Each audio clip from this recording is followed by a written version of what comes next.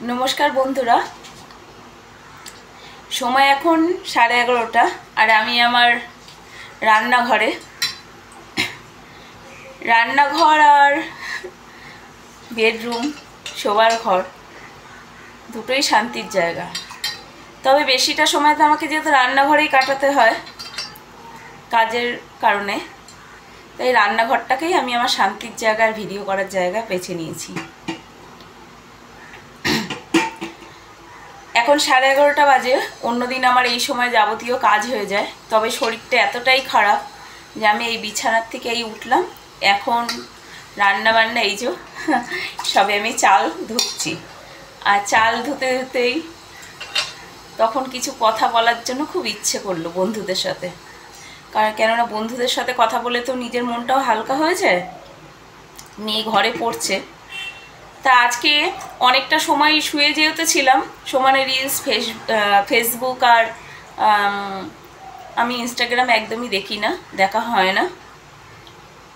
আর মেয়ে যে নাচের ভিডিও যেহেতু ছাড়ে, ইনস্টাগ্রাম খুললে ও আমার খুব মুখ করে। ছোট মানুষ, আর আমার ইনস্টাগ্রামে অত ইন্টারেস্ট নেই। তো ফেসবুকে যেহেতু নানান রকম বন্ধু আছে, তাই ফেসবুকটা একটুখানি খুলি, বন্ধুদের দেখি, কমেন্ট করি। কিন্তু বেশিরভাগই তারা সবসময় যেই পোস্ট করে তারা নতুনদের পাশে আছে এই করে নানান ধরনের মন্তব্য আর বক্তব্য। প্রত্যেকেই একই লেকচার, এই করুন, এই হবে, আমাকে ফলো করুন, ওই হবে, সেই হবে। কিন্তু আমি আমার আনন্দের জন্যই আমি ভিডিও করি। এটা কিন্তু আমি 100-তে 100% সত্যি কথা বলছি।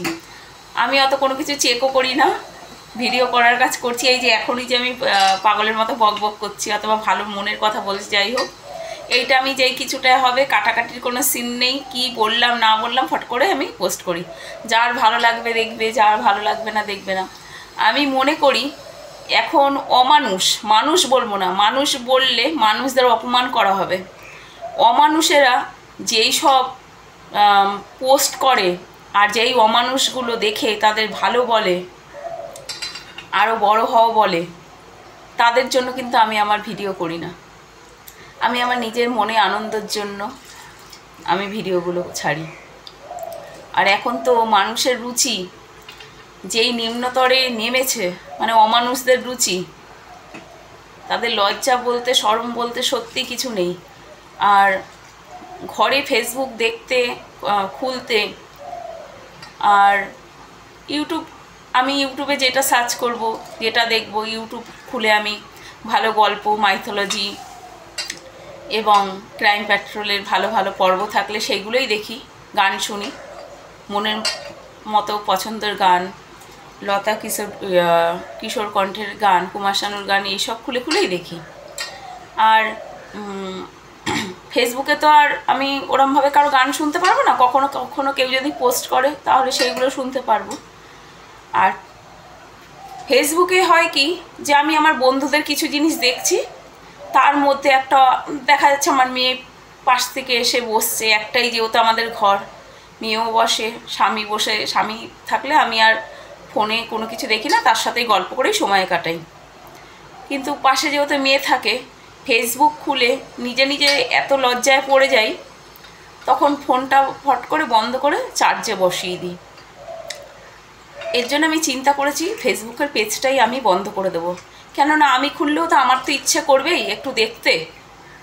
তা আমি বলবো, যারা ফেসবুকে ইনকাম করার জন্য ফেসবুক জিন্দাবাদ, অল্প কিছুদিনের মধ্যেই ফেসবুক অনেক কিছু দেয়, অনেক কিছু করে। আমি বলবো ওই নোংরামিকে নিজের ঘরে না এনে ইউটিউবে কিছু দেখে শান্তি পাও, আর নিজেও কিছু ইউটিউবে ছাড়ো।